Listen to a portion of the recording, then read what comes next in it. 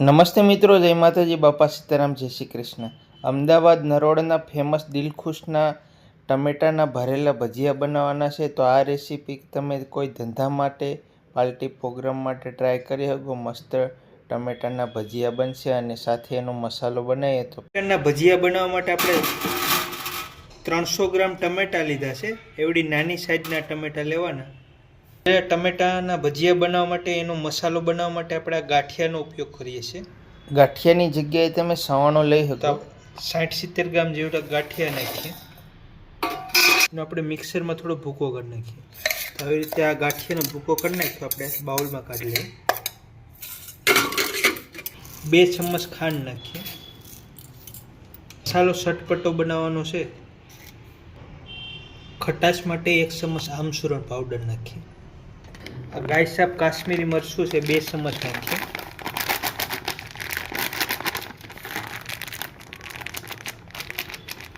$15 ગ્રામ જેવું નાખીએ કાશ્મીરી મરચું. ધાણા જીરું પાવડર 10 ગ્રામ નાખીએ. અડધી ચમચ ધાણા, 1 ચમચ તલ, અડધી ચમચ વરિયાળી, 2 ગ્રામ જેવી હિંગ, 4-5 લસણની કરી નાખી દેવાની જો લસણ ખાતા હોય તો. 8-10 મેથીના પત્તા,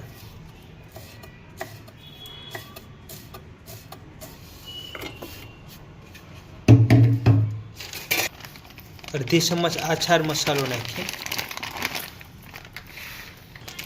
થોડો ગરમ મસાલો અડધી ચમચ. સ્વાદ અનુસાર 2-3 ગ્રામ જેવું નમક નાખી દઈએ. આપણે ખજૂર આંબલીની ચટણી બનાવીએ, 2 ચમચ નાખી દઈએ.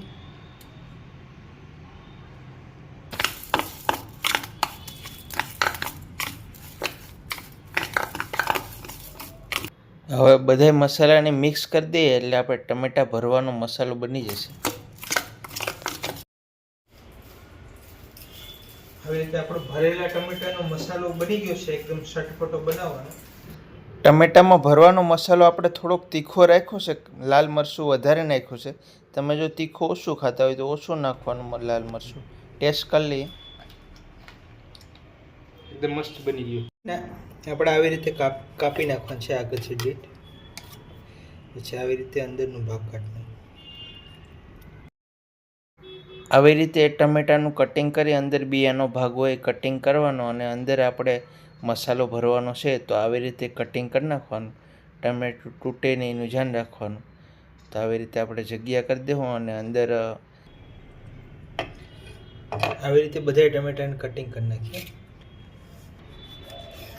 હજી એક ટમેટું કટિંગ કરીને બતાવું કે આવી રીતે તમને આઈડિયા આવી જાય. અંદરથી આપણે બિયા કાઢી નાખશું. ટમેટા ભજીયા બનાવવા માટે થોડી નાની સાઈઝના ટમેટા લેવાના એટલે ભજીયા નાના બને. આની અંદર આપણે મસાલો ભરશું. આવી રીતે હું બધા ટમેટાને કટિંગ કરી અંદરથી બિયા કાઢી નાખું છું. બધા ટમેટાને કટિંગ કરી દીધા છે. હવે આપણે મસાલો ભરી દઈએ.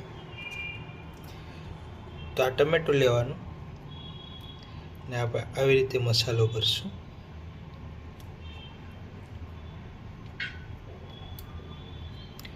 ફૂલ દબાવીને જેટલો મસાલો ભરાય એટલો ભરી દેવાનો. આ નાની સાઈઝ છે એટલે ટમેટાના ભજીયા સરસ બનશે.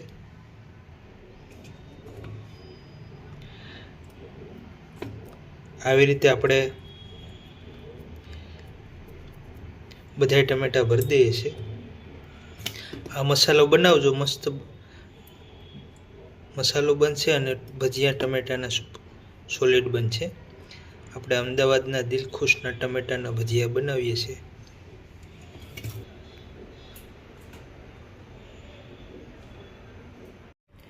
તો આપણે બધા ટમેટા આવી રીતે ભરી દીધા છે. હવે આપણે આના લોટ બાંધીને ભજીયા ફ્રાય કરી નાખીએ. 300 ગ્રામ આપણે બેસન લઈ લઈએ, સારી ક્વોલિટીનું. બેસનને સારી લેવાનું.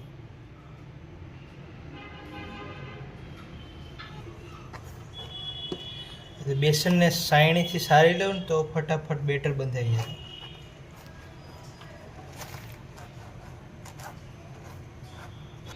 આપણે 300 ગ્રામ જેવું બેસન છે એમાં 10 ગ્રામ નમક નાખી દઈએ.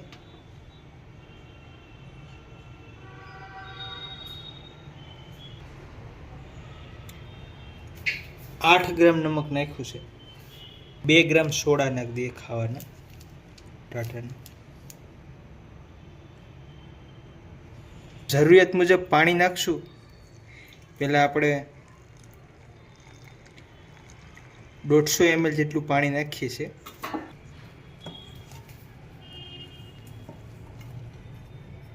હજી થોડું.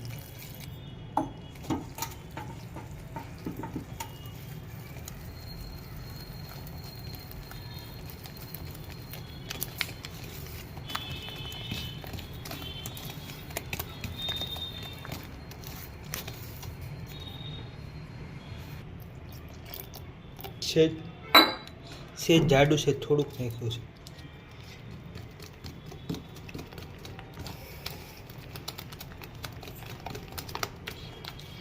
એટલી કન્ડિશનનું બેટર રાખવાનું, આનાથી પતલું નહીં કરવાનું.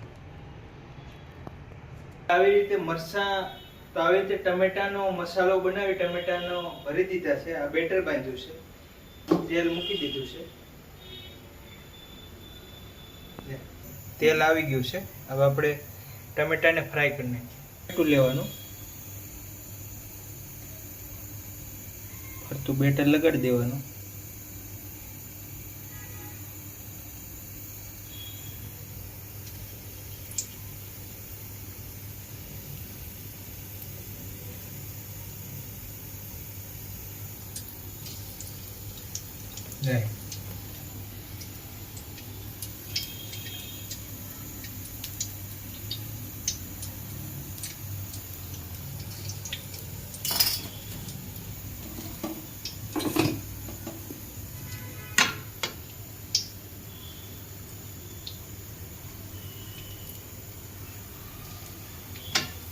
ટમેટાના ભજીયાને તમે કોઈ ભજીયાની દુકાન હાલતી હોય એમાં એડ કરી શકો.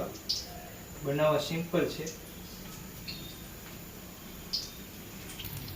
ફરતું બેટર લાગી જવું જોઈએ.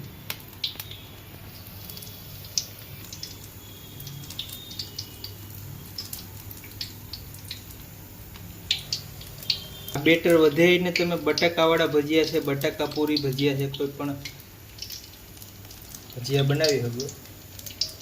ધાણા મેથીનું કટિંગ નાખી દઉં તો મેથીના ભજીયા પણ બની જાય.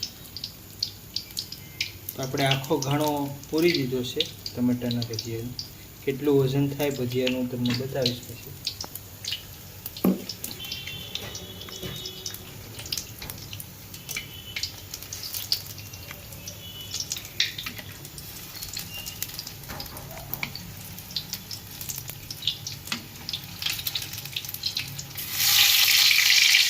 તેલનું ટેમ્પરેચર થોડું ફાસ્ટ રાખવાનું, ધીમું નહીં રાખવાનું, કારણ કે આમાં ટમેટામાં પાણીનો ભાગ હોય એટલે ભજીયા પાણી છોડી લે અને આ ભજીયા પાકતા થોડુંક 8-10 મિનિટ જેવો સમય લાગશે. આ ભજીયાને હાફ ફ્રાય કરી શકો તમે. આપણે અત્યારે ફૂલ ફ્રાય જ કરવાના છે. તો ટમેટાના ભજીયાને આપણે 7-8 મિનિટ પકવશું. થોડા ગોલ્ડન થાય પછી કાઢશું. ટમેટાના ભજીયા ગોલ્ડન થવા માંડી ગયા છે. ટમેટામાં પાણીનો ભાગ હોય છે, થોડું તડતડ વધારે બોલે છે.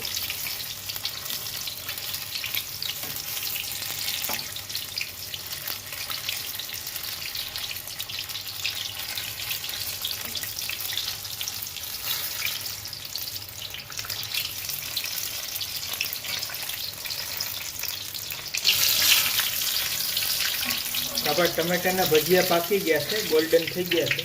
કાઢી લઈએ.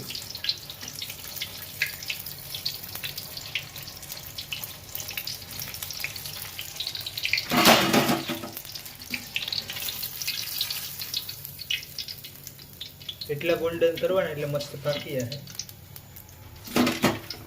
ટમેટાના ભજીયા બની ગયા છે. હવે હું તમને કટ કરીને બતાવું.